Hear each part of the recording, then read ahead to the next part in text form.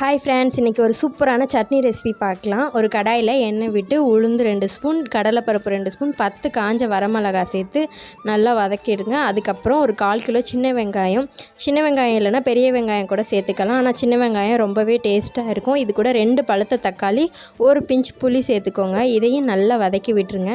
நல்லா வதங்கி colour change ஆனதுக்கப்புறம் தேவையான கல்லுப்பு, தேங்காய் துருவல் சேர்த்துக்கோங்க. இது கூட மல்லி புதினா கூட சேர்த்துக்கலாம். இன்றைக்கி என்கிட்ட இல்லாதனால நான் சேர்த்துக்கலை.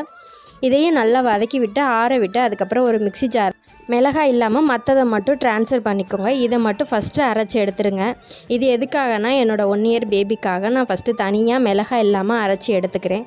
அதுக்கப்புறம் நெக்ஸ்ட் பேட்ச் அரைக்கும்போது மிளகாயோடு சேர்த்து அரைச்சி எடுத்துகிட்டு அந்த ஃபஸ்ட்டு அரைச்ச மீதத்தோடு கலந்துட்டோம்னா சூப்பரான வதக்கி அரைச்ச சட்னி ரெடி.